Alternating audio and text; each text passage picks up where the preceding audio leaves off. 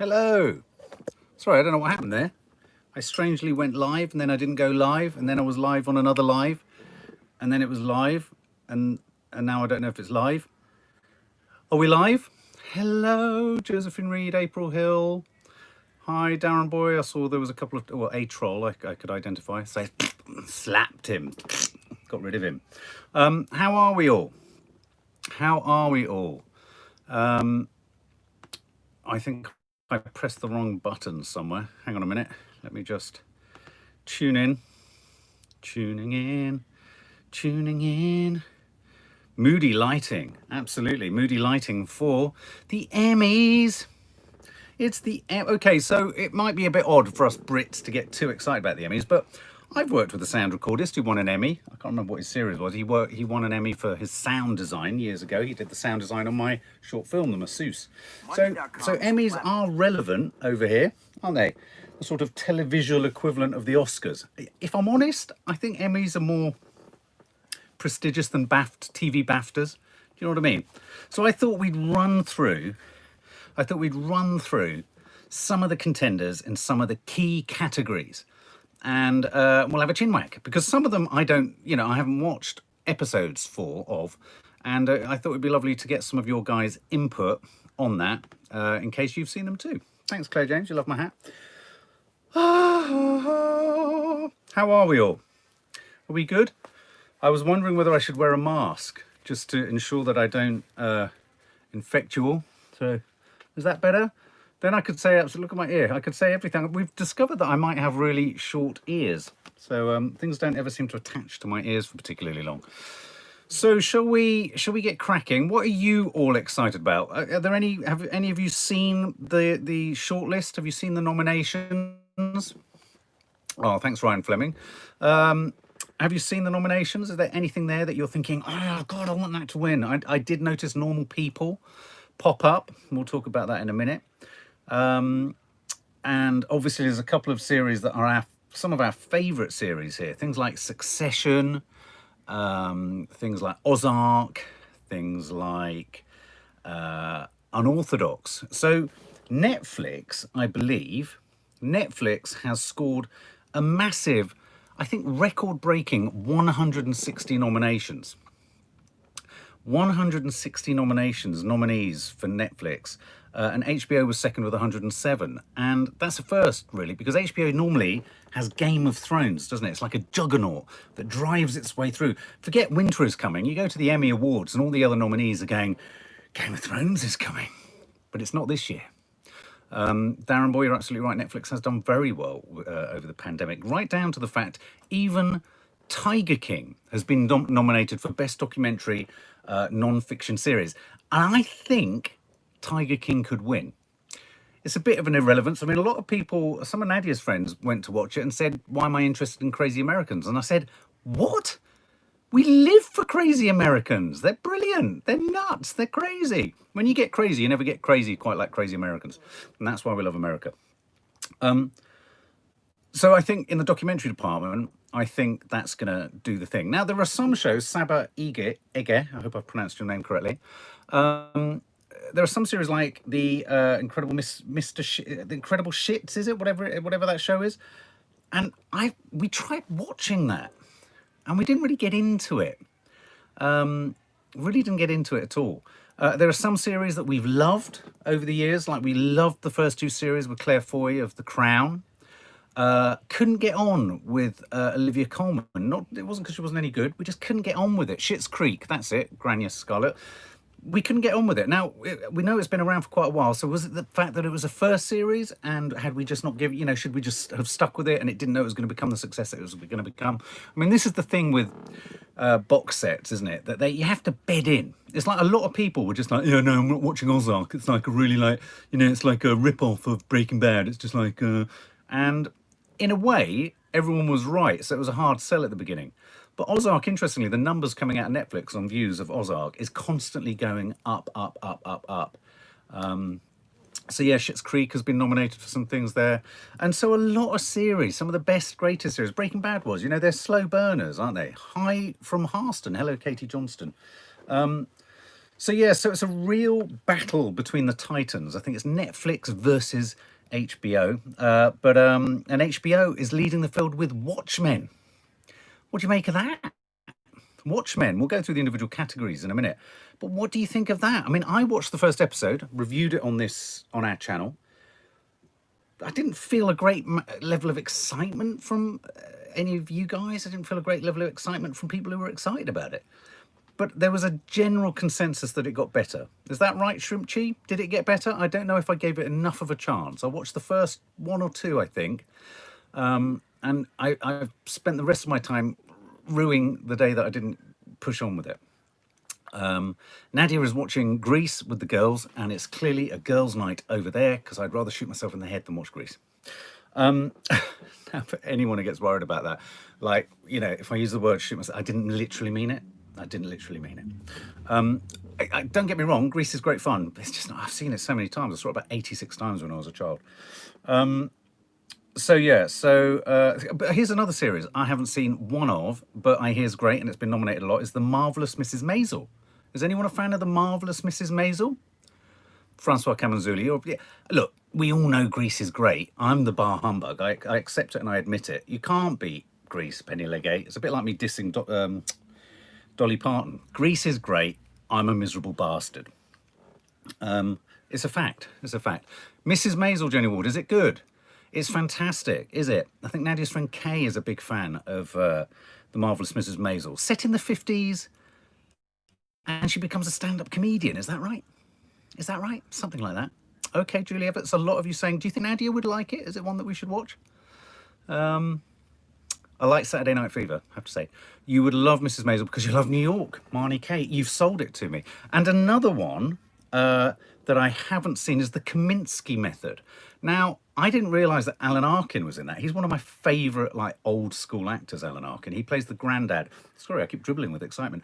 He plays the granddad in Little Miss Sunshine. I think he was also in the original film of Catch-22. But The Kaminsky Method, and it also has Michael Douglas in it, who I know we all might have our feelings about Michael Douglas, but I do think he's a good actor. So have you seen? I haven't seen that. So these are two. I love. Leo, you love Alan Arkin. He's great, isn't he? He dies, doesn't he, as a heroin addict in Little Miss Sunshine. He makes me think of my mum. I think that's how she might go. Not that she's a drug addict, but she is a kind of. She's kind of. You've seen her with a paracetamol. Actors must be worried about getting work. Well, here's the thing. I think stuff is starting to be produced again, but we're going to have a moment, aren't we, where nothing's been made, and in fact, it feels like nothing new has landed for quite a while.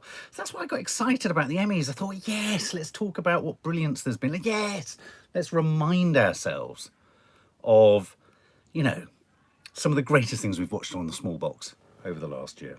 So, JJ, I'm afraid you can't see the Cornwall vlogs. It's a no-no. We're going to have to start a hashtag.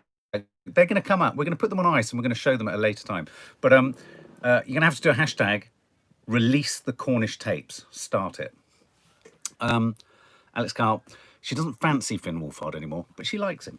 She watched his new horror film, The Turning, I think it's called. So should we dig into the nominations? Should we have a look at the nominations? Because there's lots to talk about. And I think the biggie is Best Drama Series. Now, Best Drama Series, let me just check something quickly. Just going to come back just once. Yeah, are we all back? Are we all back? I'm just going to make sure that you don't suddenly cut out in the middle of this, so bear with me. So, for any of our American friends who are here, let me just put this in. For any of our American friends, so the Best Drama Series. Mark, are you okay? It's so funny when people ask that. I always think, have I done something to suggest I'm not? I feel fine. I'm sort of in a very, very good mood. I'm good, Sue Wood. Are you? Are you good? Are you good, Sue? Hope so. So yeah, Best Drama Series. What is in Best Drama Series? So we've got Better Call Saul, okay, spin-off from Breaking Bad. Does anyone like that? Oh, you're good. Oh, I'm pleased, Sue. Better Call Saul.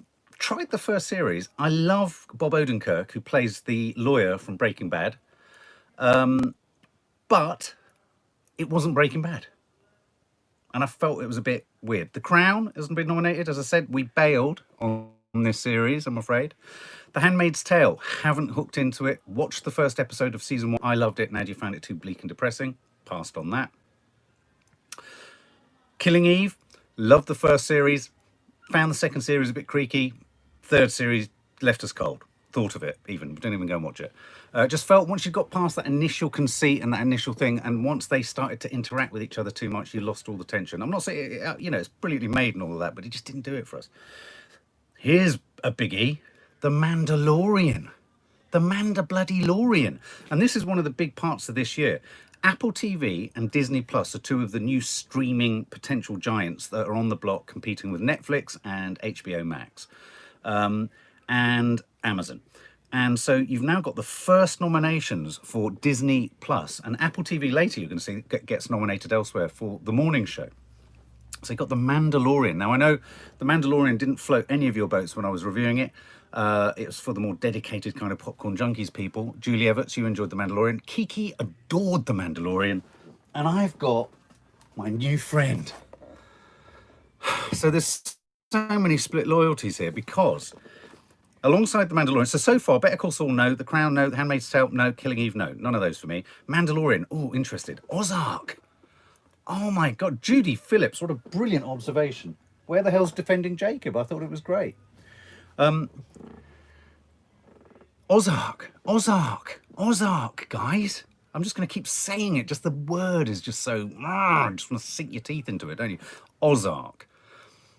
Zoe, isn't it just, it's rich, rich, rich. There's not a single shot or scene with any of those actors that isn't just soaked in significance and depth. And then you come to Stranger Things.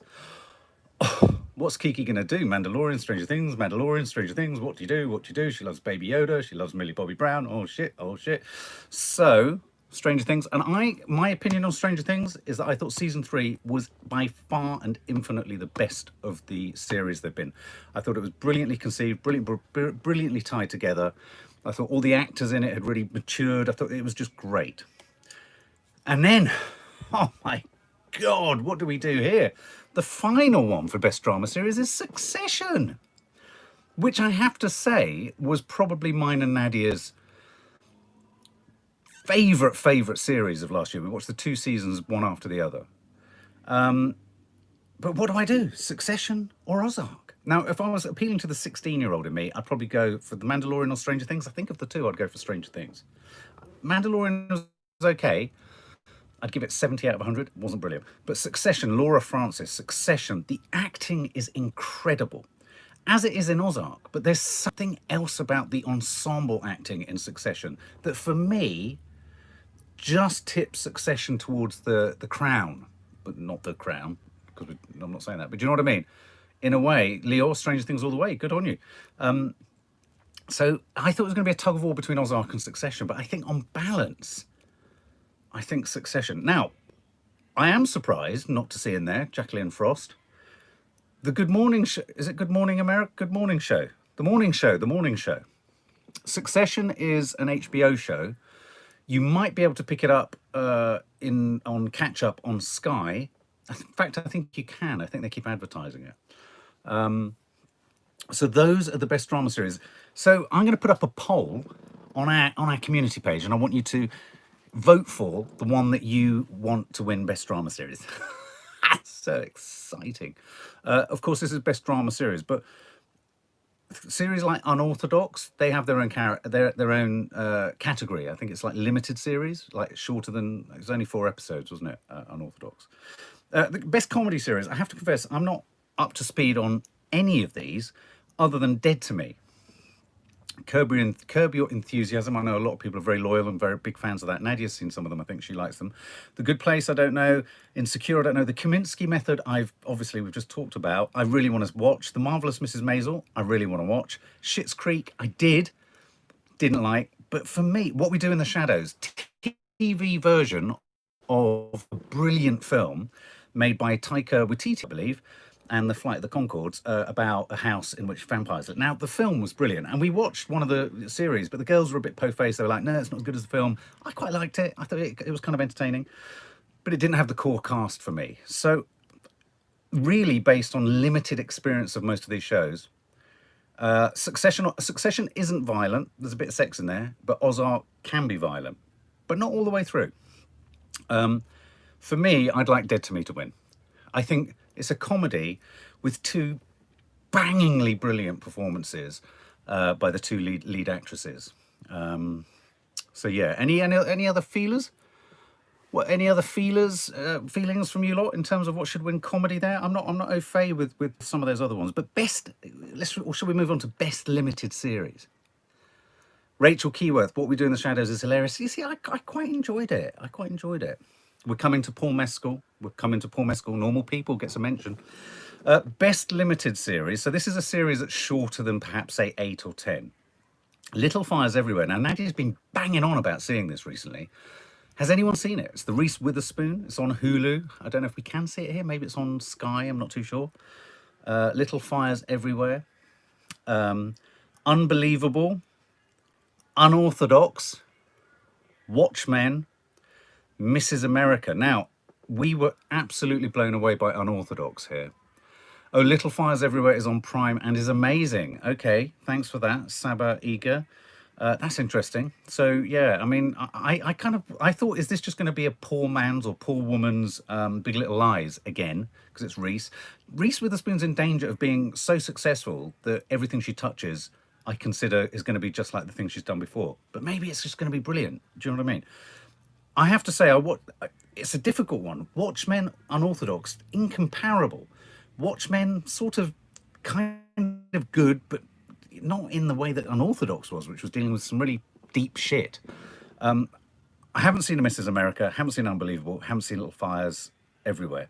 But for me, our heart was captured by the actress in Unorthodox. So that was a real, so that's kind of, we're really feeling that. Now, best actor in a drama. Best actor in a drama. Jason Bateman, Ozark. Sterling K. Brown, This Is Us. Don't know Sterling K. I don't know This Is Us. Steve Carell, The Morning Show. He's very good in The Morning Show, Steve Carell, but I don't think he deserves to win. Brian Cox in Succession is magnificent. I mean, he's like King Lear in Succession. Billy Porter in Pose, not seen. And Jeremy Strong, who plays his eldest son in Succession. Now, I would have absolutely said Jason Bateman to win. But Jeremy Strong, yes, Sue, take care, darling. Thanks for checking in on me. Go to bed. See you in the morning, darling. Jeremy Strong, I think, only because I've seen Jason Bateman more recently, I'm thinking maybe Jason Bateman should win, but I'm thinking Jeremy Strong. Nicole Marcella, do you agree? Do you agree? Yeah.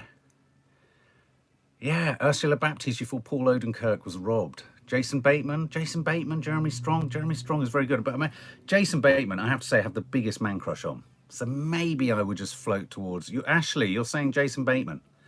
You're just going along with the crowd. Francois Camanzuli. Jason Bateman. Okay, yeah, no. Well, I think it's definitely between Jeremy Strong and Jason Bateman.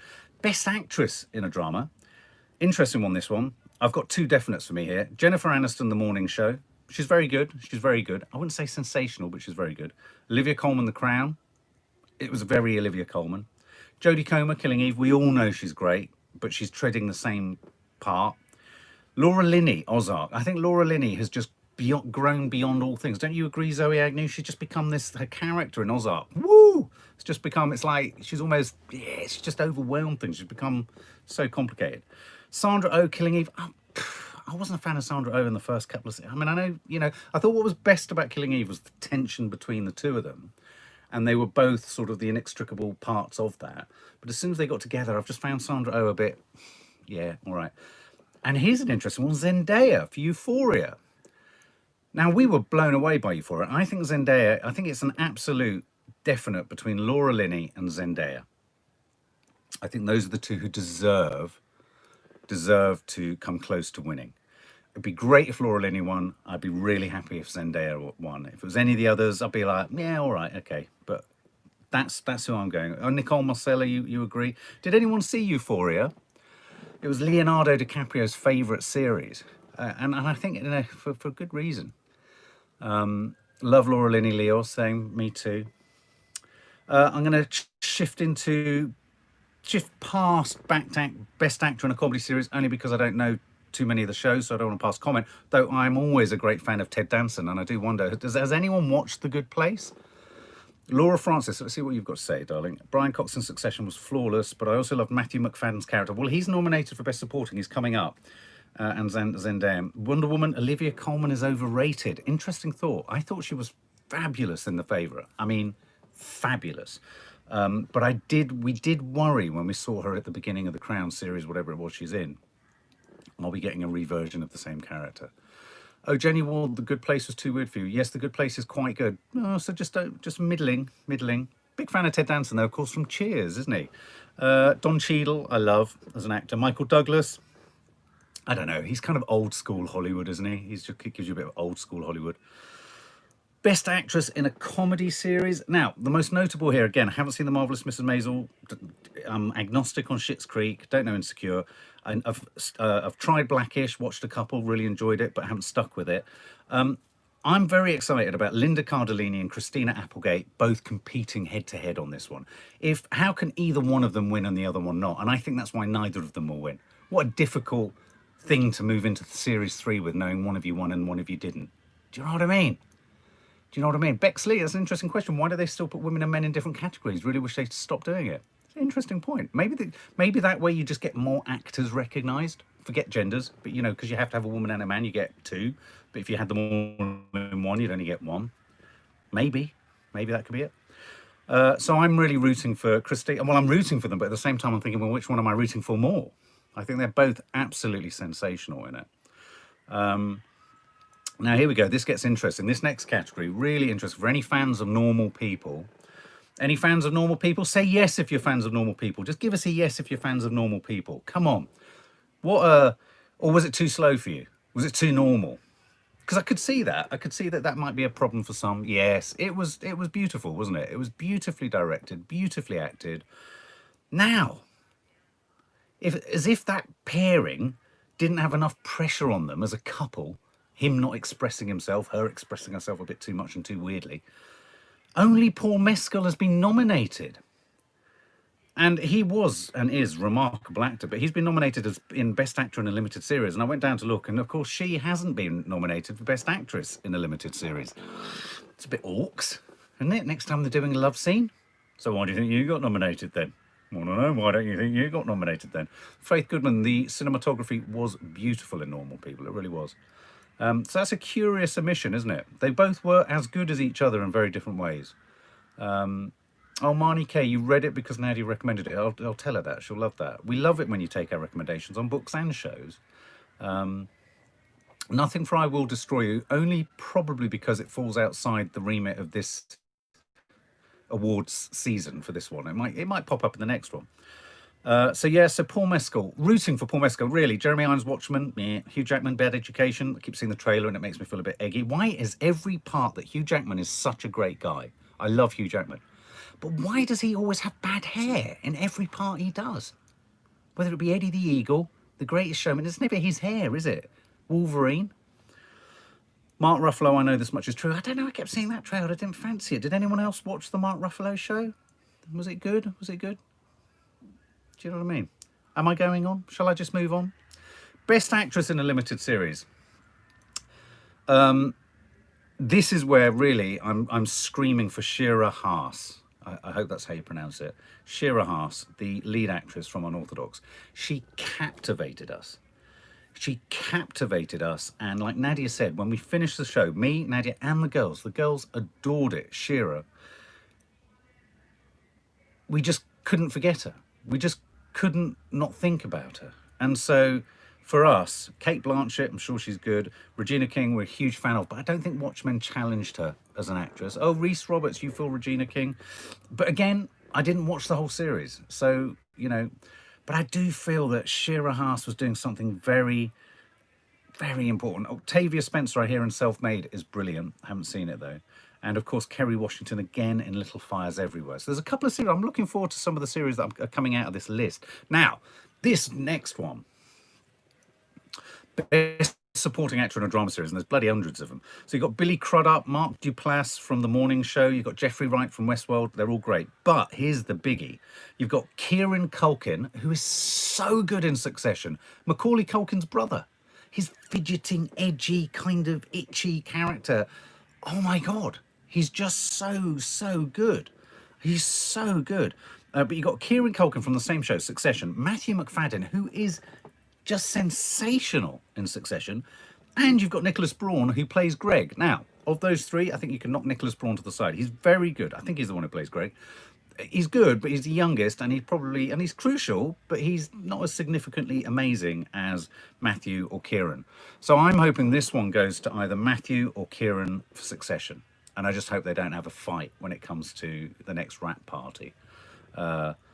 So yeah, but yeah, Billy Crudup was great in The Morning Show. Mark Duplass was great in The Morning Show, but neither of them I felt were really boom, boom, boom. Best supporting actress in a drama.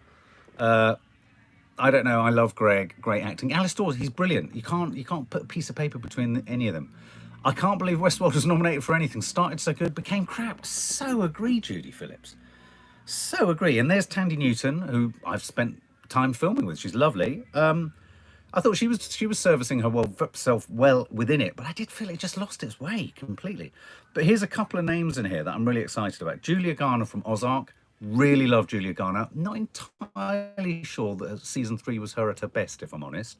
I don't know what you think. Any Ozark fans? Any Ozark fans? Did you feel that Julia Garner was at her best? She was brilliant. I really liked The Assistant, NADIA, the film. NADIA wasn't so keen on it. Laura Dern, Big Little Lies. Meryl Streep, Big Little Lies. Both brilliant. Both brilliant. Really, really brilliant. So I'd be quite happy with either one of them. Helena Bonham Carter in The Crown. We didn't get to her episodes, really. We just saw her briefly. Fiona Shaw in Killing Eve. She really is good. If she hasn't won anything yet, then it would be a fair win if she won that too. Tandy Newton, good, but I'm afraid Westworld just didn't do it for me. Big fan of Big Little Lies. Nicole Marcea, Ozark. Nicole Marcea, I really need to watch Ozark. Meryl Streep was fantastic in Big Little Lies, Gabrielle. You're absolutely right. Then it goes into a couple of categories that I'm not entirely best supporting actor in a limited series. And that's when it sort of starts to fade away, really, for me, in terms of there's a lot of nominations in there for Hollywood. There's a lot of nominations in there for Watchmen. Unbreakable Kimmy Schmidt, a lot of best supporting actress for Mrs America. Has anyone seen Mrs America? I've not seen that. And then it falls off into some of the other sort of what I call the sort of chuckaway shows. And I'm curious to know how they're going to manifest the Emmy Awards. Yeah, Netflix has the most nominations, 160 versus I think 107 for HBO. But yeah, I think coming out of that, there's several series that I really want to watch. Little Fires Everywhere. I want to watch The Marvellous Mrs Maisel, The Kaminsky Method, and there was one other one in there, wasn't there, somewhere? I can't remember what it was. Anything else? Can you remember? I can't think. Mrs America. Is Mrs America worth checking out? Is it good? Oh, and Little Fires. Yes, absolutely. Little Fires. That's it. So those are the nominations. I'm going to put up a poll with all of the nominees for Best Drama and some of the top categories. And I'd love you guys to vote and see what our little popcorn junkie corner thinks should win and what we'd like to win. Henrietta Henson, Meryl Streep is brilliant in anything, but I have to say, sometimes you feel like Meryl Streep's phoning in her performance. You know, it's Meryl Streep. You really know it's Meryl Streep. But I felt in Big Little Lies, it was really different. She was acting against type.